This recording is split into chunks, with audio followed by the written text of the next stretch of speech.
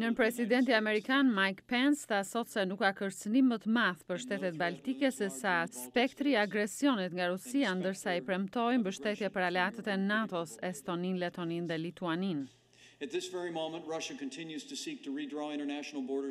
Në këtë moment Rusia përpiqet të ripërcaktojë kufit ndërkombëtar me forcë, të dëmtojë demokracitë e vendeve sovrane dhe të përçajë vendet e lira të Evropës.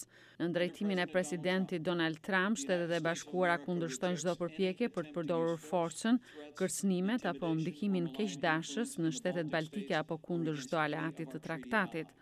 Nën presidenti Amerikan tha se kërkesa e Moskës për shkurtuar 755 anëtar të personelit diplomatik amerikan nuk do të pengojë angazhimin e Shteteve të Bashkuara ndaj aleatëve.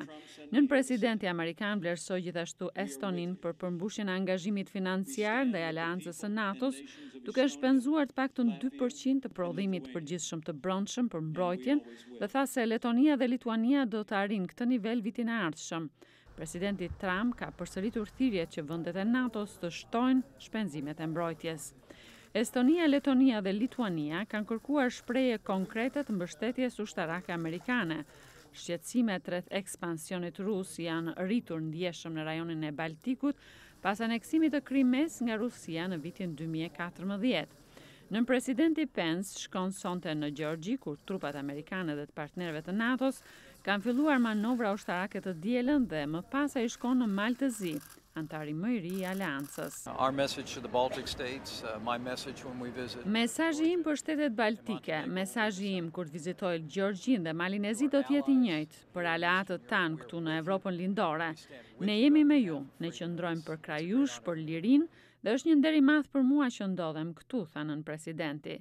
Duke ju referuar perspektivës së shtimit të sanksioneve amerikane kundër Rusisë, që Kongresi miratoi javën e kaluar me shumicë dërmuese, zoti Pence tha se ai dhe presidenti Trump presin që sjellja e Rusisë të ndryshojë.